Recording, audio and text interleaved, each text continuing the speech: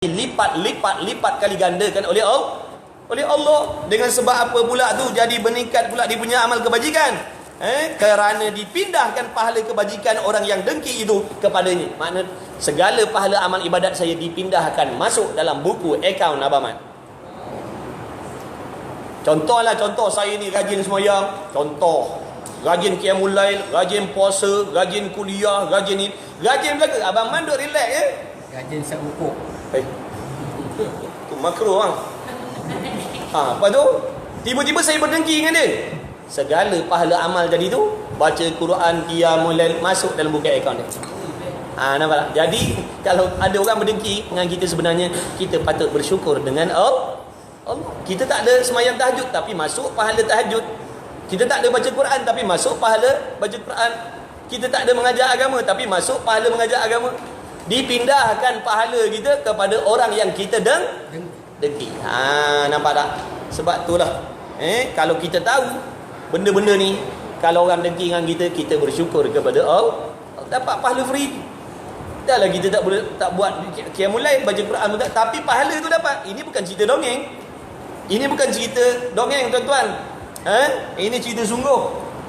Begitulah juga dengan kawan-kawan lain. Maknanya kalau ada orang dengki, padahal kita buat benda tu tidak menyalahi, kita tak menyalahgunakan nikmat tu, maka jangan risau, jangan berbimbang. Sebenarnya Allah Ta'ala nak menambahkan pahala kebajikan kita. Kerana dipindahkan pahala kebajikan orang yang dengki itu kepadanya. Pendeknya, bukan pendek mana rendah paman, ringkasnya. Ringkasnya orang yang dengki itu seperti mereka yang melemparkan seterunya dengan batu, maka tiada kena seterunya dengan batu itu, dan kembali batu itu kepada matanya, maka membutakan ia akan matanya. Itulah ibarat orang yang berdengki. Makna mudarat tu kembali kepada kita balik. Kita dengki pada si fulan, mudarat tu balik pada kita balik. Ada apa main swing?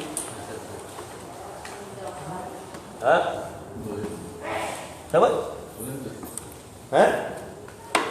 Pergi buka swing jom.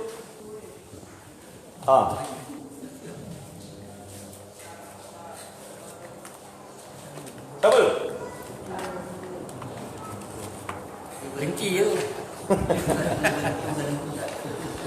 Ada pun ubat yang bangsa amal. Ada pun ubat yang bangsa amal. Ini tadi ubat penyakit dengki. Ubat penyakit dengki ni kena ada dua. Contoh kalau kita ada penyakit dengki, kita nak buang penyakit tu, nak sembuhkan diri daripada penyakit dengki, kita kena ada makan ubat dia. Ubat dia tak ada kat farmasi. Ubat dia tak ada kat hospital kerajaan swasta. Ubat dia ada dalam majlis ilmu. Mana yang pertama tadi, ubat dia ilmu, pengetahuan. Tadi tu lah. Maksudnya orang kalau berdengki, maknanya Allah Ta'ala nak menambahkan pahala kita. Kalau kita orang berdengki, maknanya kita takkan jadi mudarat, bahkan bertambah untung. Itu ilmu. Jadi kita tahu. Yang kedua, amal. Nak kena ada perbuatan. Mana? Maka iaitu bahawasanya mengetahui ia akan hukum dengki. Kita kena tahu hukum dengki tadi tu. Ada tempat dengki hukumnya haram, ada tempat dengki hukumnya harus. Tapi hati-hati. Kalau kita tak berhati-hati, takut kita berasa macam dengki yang betul, tapi masuk dalam dengki yang haram tadi. Yang disuruh dengki tadi sebab penyalahgunaan nikmat, itu yang harus. Tapi kalau dengki dengan sebab nikmat, itu haram. Orang tu elok guna nikmat dia, elok guna pangkat dia, tiba-tiba kita sakit hati, itu haram. Tapi kalau kita timbul perasaan tadi kerana penyalahgunaan tu, kita tak suka penyalahgunaan tu, pangkat tu, kita tak suka penyalahgunaan nikmat tu, dia gunakan kenderaan dia untuk buat benda-benda haram, kita tak suka tu, itu yang timbul. Mudah-mudahan rosaklah kau punya kereta tu, supaya kau tak boleh meneruskan lagi perbuatan maksiat tadi. Itu hukumnya harus. Itu harus, bukan haram, itu harus. Jadi faham elok-elok. Jadi contohnya bila kita tak tahu masalah ni, dengki ni, kalau harus tadi dapat pahala, tak dapat lah. Harus tak apa-apa. Tu menunjukkan kita tidak redha dengan maksiat. Tak redha dengan maksiat. Oleh kerana apabila kita tak tahu masalah ni apabila ada tempat-tempat yang hukumnya harus tadi, kita pula yang bersangka jahat. Sebab apalah dengki? Padahal dengki di situ hukumnya harus. Sebab tak faham tadi ni. Yang orang faham dengki itu satu je. Dengki berdosa. Dengki berdosa. Dia tak tahu yang ada lagi satu bahagian dengki itu hukumnya harus. Jadi apabila seseorang tadi berdengki dalam keadaan harus tadi, dia pun disalah sangka pula. Disalah sangka, apalah tu pun nak dengki ke? Padahal dengki yang harus tadi. Tu nampak tak bahaya kalau tak ada ilmu, akan jadi fitnah pada diri kita balik. Benda yang dihalalkan dalam Islam kita kata tak boleh pula. Benda yang tak boleh dalam Islam kita kata boleh pula. Sebab tidak ada ilmu. Jadi bila tak ada ilmu tak dapat nak bezakan. Yang kita tahu dengki itu haram je. Walhal ada pecahan dia. Ada dengki yang haram, ada dengki yang harus. Baik. Menyalahi ia akan keduanya dan mengerjakan ia akan lawan bagi keduanya. Dan akan perkataan dan perbuatan yang menyebabkan akan keduanya oleh dengki itu. Maka menyalahi ia seseorang dan mengerjakan ia akan lawan bagi keduanya. Contoh sifat orang dengki ini, dia akan mendoakan kejahatan. Betul? Mudah-mudahan berkerap lah. Jangan ikutkan kehendak nafsu, doakan kejahatan tu. Doakan kebaikan. Jangan ikutkan. Nafsu memang tarik. Nafsu memang hasut kita supaya mendoakan kejahatan. Di antara tanda-tanda ada dengki, kita akan berasa seronok apabila musuh kita tadi ditimpa bala. Bila dia ditimpa bala, kita jadi seronok. Alhamdulillah, baguslah, padanlah muka kau. Padan muka kau jatuh tu boleh. Padanlah muka kau. Padahal orang tu buat benda yang baik. Tu namanya haram hukumnya. Jadi pandai-pandailah kita. Ilmu tu penyuluh. Tak ada penyuluh ni, kita nampak benda sama je. Lubang kita nampak, pagar kita tak nampak, bonggol kita tak nampak. Sebab tu kena ada penyuluh dalam hidup kita ni, iaitu ilmu. Bila ada penyuluh baru nampak, sini boleh jalan, sini tak boleh. Sini boleh laju, sini kena slow. Tapi kalau tak ada penyuluh, biarlah, habis kita langgar semua. Dan kemalangan atas dunia ni tak boleh lagi. Kemalangan nak balik akhirat tu yang paling bahaya sekali. Kita ni sedang berjalan menuju akhirat, sahabat-sahabat yang saya kasih. Kita jangan leka, jangan lalai, jangan lupa. Kita ni semakin hari semakin hampir kepada kiamat, semakin hari semakin dekat dengan kematian diri kita. Maka kenalah pakat-pakat. Kau tutup lampu dia. Bukan? Jadi kena pakat-pakat beringatlah. Pakat-pakat. Jadi bila ada, kita sangat-sangat bertuah apabila ada lagi sampai ingatan-ingatan agama pada kita. Itu tanda Allah masih kasih lagi. Sampai satu peringkat bila Allah benci, Allah akan tutup telinga kita daripada mendengar agama. Na'udzubillah. Allah Ta'ala akan balikkan hati kita. Kita tak nak sampai peringkat macam tu.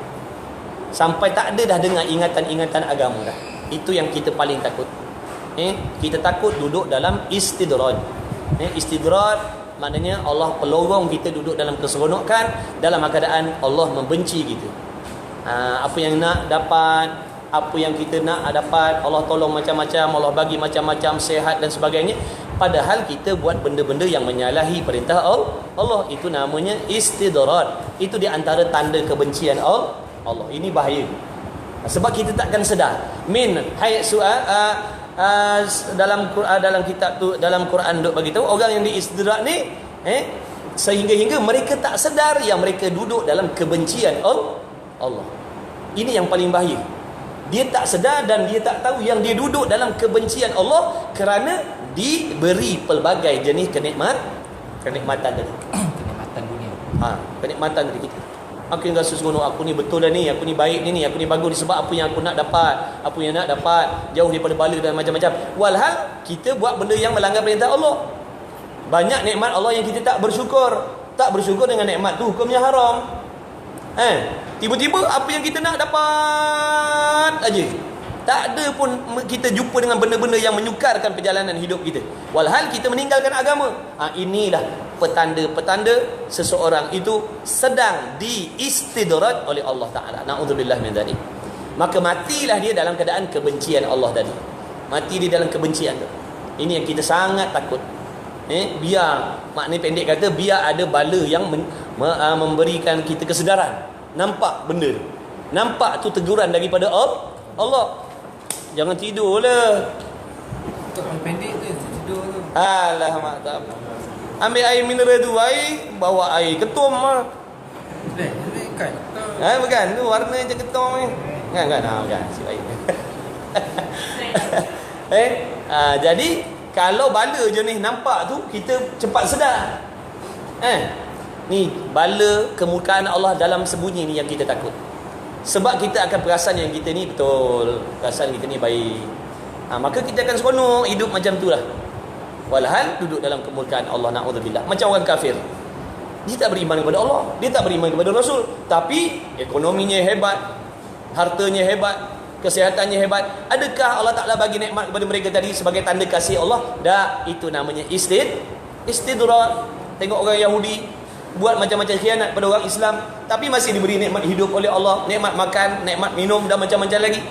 Adakah itu tanda Allah kasih? Tak, itu tanda kebencian Allah, supaya mereka itu duduk berseronok dengan nikmat dan mati dalam kesesatan. Na'udzubillah min zalik. Jadi istidrak ni berlaku kepada orang Islam dan orang yang bukan Islam.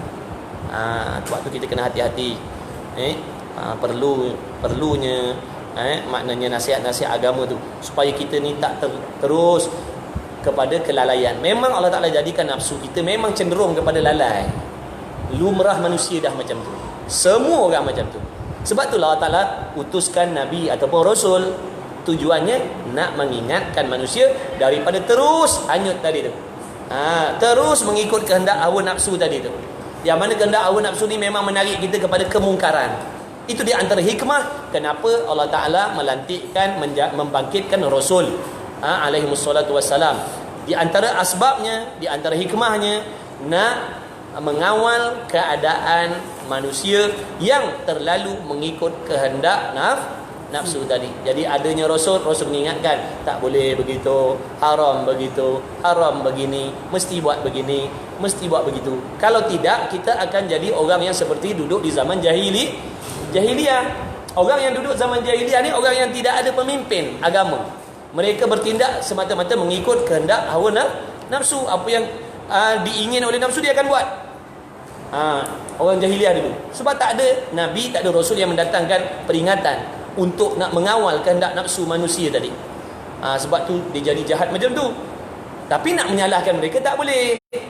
Zaman jahiliyah tu sebab tidak ada diutuskan Rasul. Sebab tu Allah Ta'ala tidak akan menghukum sesuatu kaum, melainkan Allah Ta'ala akan mendatangkan Rasul memberi peringatan dulu. Zaman jahiliyah tak ada. Jadi mereka bertindak. Itu semua hikmah. Bagi contoh. Tapi yang paling sedih sekali, walaupun zaman kita ni umatnya Nabi Muhammad SAW, Nabi dah menyampaikan agama, kemudian pewaris-pewaris Nabi dah menyampaikan agama, tiba-tiba kita masih lagi bertindak seperti orang yang duduk di zaman jahiliyah. Makna siapa yang lebih hina di sini? Hina lagi kita daripada zaman jahiliyah. Kerana kita jadi duduk dalam kesesatan dalam waktu dah diberi petunjuk. Jadi kita lebih jahat lagi daripada orang zaman jahiliyah. Na'udzubillah min dzalik. Kemudian, dan mengerjakan ia akan lawan bagi kita, maka memuji ia akan mereka yang didengki ia akan dia. Kita kena puji dia. Kalau kehendak hati tadi nak mentauhmah dia, nak memfitnah dia, kena puji dia. Ini cara nak mengubat penyakit dengki tadi. Cara nak mengubat dia. Kalau nak ikut nafsu, memanglah nak doakan terlungkup dan macam-macam lagi. Jangan ikutkan, kena lawan. Itu namanya mujahadah. Itu yang Nabi kata peperangan yang paling besar. Peperangan yang lebih dahsyat lagi. Nak banding dengan perang Badar tu, lebih ada lagi peperangan yang lebih besar. Mana? Iaitu nak bermujahadah dengan nafsu kita sendiri. Sahabat betul-betul ada lagi perang yang lebih besar daripada ni lagi. Padahal ni, dah habis tak tahu nak cerita macam mana dah dahsyatnya perang Badar. Ada. Mana? Itulah berperang dengan nafsu yang tak pernah putus. Pagi, petang, siang, malam kita duduk menghadap nafsu. Jadi nak berlawan itu, Masya Allah, tabarakallah. Itu yang nak kena bermujahadah. Daripada bermujahadah itulah Allah Ta'ala bagi ganjaran pahala yang sangat banyak. Ni macam kawan-kawan datang ni, kalau bukan dengan mujahadah, kawan-kawan tak sampai. Kalau bukan dengan taufik daripada Allah, belas kasihan daripada Allah, kita takkan dapat duduk dalam majlis yang macam ni. Ini semata-mata taufik daripada Allah. Selain daripada kita kena usaha ikhtiar, bermujahadah, bersungguh-sungguh, makna melawan kehendak nafsu. Nafsu kata tak payahlah, nantilah dulu, biarlah dulu, buat ni dulu. Kita lawan benda tu tadi tu. Itu pun dengan pertolongan Allah. Itu makna tanpa mujahadah, tanpa berkorban, kita takkan dapat benda-benda yang mulia. Lebih-lebih lagi di sisi Allah. Jadi dengan pengorbanan itulah Allah Ta'ala akan balas dengan balasan yang tak tahu kita nak hinggakan macam mana. Allah Ta'ala ni ilmunya maha meliputi. Walau sekecil-kecil mana kepayahan, kesukaran nafsu kita, perasaan kita berkorban kerana nakkan taat buat ibadat tadi, semua diambil kira oleh Allah. Ni nak datang ni perasaan kadang-kadang calau je perasaan. Calau jangan main. Kadang bini ajak pergi, tak apa layan, nanti kita pergi lain kali. Pergi tadi dah kata merasa bersalah je. Tinggalkan bini. Tak, memang begitu. Kalau tak buat macam tu memang tak akan dapat sampai bila-bila. Tapi Allah ambil tu, Allah kira, Allah takkan lupa tu semua tu. Perasaan dan macam-macam tu Allah kira. Allah bagi ganjaran pahala yang tak akan dapat kita nak nilaikan sampai bila. Itulah orang panggil pengorbanan. Kita tak akan dapat mendapat kemuliaan kecuali sanggup berkorban. Tapi bukan 24 jam pun. 1 jam je, 2 jam je. Walhal banyak jam yang lain. Jam dinding, jam tangan, jam loceng, jam apa lagi? Jambul tak tahu. Banyak lagi jam-jam yang lain kita dah bersama dengan mereka. Masa dengan kawan-kawan, masa dengan bini, masa dengan anak. Banyak dah pada jam-jam yang lain. Tiba-tiba setengah jam ataupun 1 jam je. Pengorbanan tu sangat-sangat dihargai oleh Allah. Allah tahu kita ada perasaan. Allah tahu payahnya nak melawan perasaan nak pergi buat ibadat tu. Allah tahu. Dia maha mengetahui isi hati kita, isi perut kita pun diketahui oleh Allah. Perasaan hamba-Nya, pengorbanan, kecewa dan macam-macam, Allah ambil kira tu tuan-tuan. Masya-Allah, tabarakallah. Tak ada dah Tuhan selain Allah yang bersifat dengan maha sempurna macam tu. Dan kita kena tengok, ada masa kita kena tengok betapa banyak dah pertolongan Allah pada diri kita. Kita kena tengok tu supaya kita tak jadi terus hanyut. Kita kena tengok daripada kecil sampailah sekarang, daripada tak ada harta jadi ada harta, daripada tak ada isteri ada isteri, daripada tak ada anak ada anak, daripada tak ada kenderaan ada kenderaan, daripada tak ada pekerjaan Allah bagi pekerjaan. Itu semuanya pertolongan Allah. Mengapa kita tak dapat nak berkorban sedikit kerana Allah tadi. Jadi kita kena ingat benda-benda macam tu. Insya-Allah selagi kita ingat, kita takkan tersasar jauh. Yang jadi tersasar tu bila kita tak pandang benda-benda macam tu. Lepas tu pula kita tak ada kawan-kawan yang mengingatkan. Kita duduk dengan kawan-kawan yang sama waktu dengan kita. Maka kita akan duduk di situlah. Sampai sanggup left group contohnya. Bila ada ingatan-ingatan agama, left group, tak suka dengar benda-benda agama. Keluar daripada tu sebab dia apa tadi? Ada ingatan-ingatan agama. Na'udzubillah min zalik. Nampak sungguh kebencian kita kepada petunjuk Allah. Kalau kita sendiri dah tak suka dengan petunjuk Allah, bagaimana Allah Ta'ala nak melorongkan kita kepada ke jalan kebaikan? Kita sendiri tak mau. Kita sendiri tak senang dengan ingatan-ingatan tu. Ad-dinun nasihat. Agama tu nasihat. Mana orang yang benci nasihat adalah orang yang benci agama. Jadi bila dia sendiri tak suka dengan nasihat, sebenarnya dia sendiri tak suka dengan agama, maka Allah Ta'ala tidak akan melorongkan dia kepada jalan agama. Allah Ta'ala akan lorongkan dia kepada jalan yang lain. Na'udzubillah min dzalik. Sedangkan kita minta pada Allah tiap-tiap kali dalam sembahyang, ihdinas siratal mustaqim, minta dibimbing ke jalan yang lurus, iaitu agama. Mengapa kita tak suka nasihat? Itu nasihat untuk diri saya khasnya tuan-tuan. Kita ni biarlah berkawan, bersahabat kerana Allah dan Rasul. Tidak ada tujuan persahabatan yang lain yang mulia di sisi Allah melainkan tujuan berkawan bersahabat tadi kerana Allah dan Rasul. Barulah kelompok yang macam ni akan dimuliakan oleh Allah Subhanahu Wa Taala nanti di hari kiamat. Akan diteduhkan di bawah bayangan Arash sewaktu matahari dihampirkan di atas kepala manusia di padang mahsyar. Orang yang berkawan, bertemu dan berpisah kerana Allah ni akan diteduhkan oleh Allah, didudukkan di tempat yang paling istimewa. Jadi rugilah kalau kita berkawan tapi bukan kerana agama, bukan kerana Rasul, bukan kerana Allah. Jadi bukti, tanda, dalil yang menunjukkan kita berkawan bersahabat kerana Allah dan Rasul, kita akan seronok dalam hal-hal agama. Kita akan ta'awanu, tolong menolong. Bukan tak suka, bukan membenci. Na'udzubillah. Baik. Jadi bersyukurlah. May yuridillahu bihi khairan yufaqihu fid din. Sesiapa yang Allah kehendak menjadikan orang tu dapat menerima banyak amal kebajikannya, nescaya Allah Taala akan menjadikan dia orang yang memahami agama. Macam mana? Allah Taala akan hampirkan dia dalam majlis ilmu, sebab asbab ilmu lah dia akan faham agama. Bila faham agama, amalnya jadi baik. Jadi tanda-tanda orang tu dikasihi oleh Allah, Allah akan kutip dia, Allah akan ambil dia, dudukkan di dalam majlis-majlis itu tanda orang tu dikasihi oleh Allah. Jadi kalau kita tak duduk dalam kelompok tu, kita kena ada risau. Kalau kita tak duduk dalam kelompok tu, kita kena ada risau. Sebab itu janji Allah. Itu petanda-petanda yang Allah Ta'ala dah bagi. Sesiapa yang Allah Ta'ala nakkan mereka tu dapat kebajikan yang banyak, mana apa yang dibuat tu dia akan terima besok di hari kiamat, Allah akan jadikan dia orang yang memahami agama. Jadi nak faham agama dengan cara macam mana? Belajar. Mustahil untuk kita faham agama dengan kita tak belajar. Mustahil kita nak faham tentang nak buat apa-apa urusan dunia kalau kita tak belajar tentang benda tu. Betul? Jadi nak faham pasal agama mesti dengan ilmu. Maka Allah Ta'ala ambil. Banyak lagi kawan-kawan kita yang lain. Kenapa kita pula yang dipilih oleh Allah? Kenapa banyak lagi orang lain yang lebih baik akhlaknya, yang lebih baik perangainya, tapi dia tak terpilih menjadi penuntut ilmu? Inilah yang dikatakan yarzuqu may yasha. Allah Ta'ala Maha memberi rezeki kepada sesiapa yang dia kehendak. Jadi bila dalam keadaan harus dipilih tadi, tiba-tiba kita terpilih, kita kena berasa betapa bertuahnya lah aku dipilih oleh Allah. Banyak yang ambil cabutan bertuah, Abang Man je yang menang. Jadi Abang Man patut berasa bertuahnya.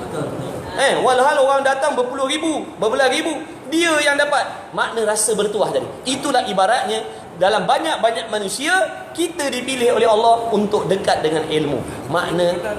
Maknanya sangat-sangat bertuah. Tadi dapat helmet je, berapa sen je helmet dia? Walaupun dapat hadiah apa pun, tak boleh masuk, maknanya tak boleh lawan dengan api neraka. Ini dipilih oleh Allah untuk diselamatkan daripada azab Allah. Adakah kita tak berasa seronok? Adakah kita tak berasa mujur? Adakah kita tak berasa bertuah? Maka patutlah kita melahirkan rasa bertuahnya lah aku kerana dipilih oleh Allah. Begitu. Kemudian kalau nak tambah kebajikan, sedekahkan helmet tu. Wakafkan, dapat pahala kebajikan. Dan menzahirkan ia akan sukacita dengan nikmatnya, dan merendahkan diri ia baginya. Kena rendahkan diri kita. Kena ingat rezeki Allah Ta'ala dah bagi masing-masing. Rezeki orang takkan pergi ke kita, rezeki kita takkan pergi ke orang lain. Jadi bila kita ingat macam tu, insya-Allah kita tidak akan berdengki. Kita kena ingat, orang tu jadi kaya bukan Allah Ta'ala ambil rezeki kita bagi kat dia dah memang Allah Ta'ala sukat siap-siap dah. Khalaqakum thumma razaqakum. Allah Ta'ala menciptakan kamu, dan Allah Ta'ala juga yang dah menentukan kamu punya rezeki. Sebut dalam kitab Ihya Ulumuddin, sebut dalam kitab Minhajul Abidin, kita mesti bertawakal. Tawakal makna yakin, menyerahkan segala urusan kita kepada Allah Subhanahu Taala, khususnya tentang rezeki. Jangan terlalu risau, jangan terlalu bimbang, jangan terlalu khawatir dengan masalah rezeki. Wa ma min dabbatin fil ardi illa 'ala Allah rizquha. Tidak adalah yang melata di atas muka bumi ini melainkan dijamin rezekinya oleh Allah. Tak kira yang berakal, tak kira yang tak berakal, tak kira Muslim, tak kira kafir, semua rezekinya dijamin oleh Allah Subhanahu Taala. Jadi jangan terlalu berbimbang masalah rezeki, sehingga kita nanti apabila berbimbang dengan masalah rezeki, kita tidak akan ada masa untuk nak membuat amal ibadat. Sebab alasannya tidak ada masa. Ini di antara tanda-tanda orang yang berbimbang dengan rezeki. Baik, satu lagi kena ingat, bukan bermaksud tawakal meninggalkan usaha. Fadhal. Man, dia masuk tak boleh? Tongkat awak. Rapat dia sikit. Tolong angkat dak guzai awak masuk dalam. Angkat dak guzai awak masuk dalam. Kursi dia. Angkat dia lah kursi. Jadi Bertawakal bukan bermaksud meninggalkan usaha. Faham elok-elok? Disuruh berusaha, tetapi bukan suruh percaya kepada usaha tu. Disuruh usaha tapi bukan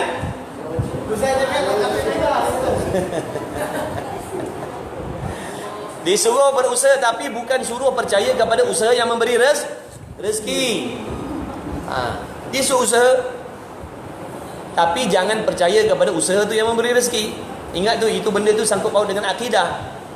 Kalau kita percaya yang menambahkan, yang mengurangkan, yang membanyakkan, yang mensedikitkan rezeki itu adalah usaha kita, maka masuklah kita dalam kelompok orang yang berfahaman Mu'tazilah. Mu'tazilah ni golongan yang fasik. Ada pula ulama yang mengatakan mereka kafir, na'udzubillah. Orang yang ahli sunnah, iktikad dia apa? Usaha dan ikhtiar itu tidak boleh mendatangkan rezeki. Yang mendatangkan rezeki, yang menambahkan, mengurangkan rezeki itu hanya Allah. Usaha itu hanya sekadar asbab sahaja. Jadi berpada-pada dalam mencari rezeki. Allah Ta'ala dah tetapkanlah rezeki kita, isteri kita, anak-anak kita, semua Allah Ta'ala tetapkan dah rezeki. Cuma kita kena buat usaha yang berpada-pada. Usaha tapi berpada-pada. Baik. Kalau tak, nanti kita berusaha bersungguh-sungguh sampai terlupa, terleka tentang ilmu dan amal.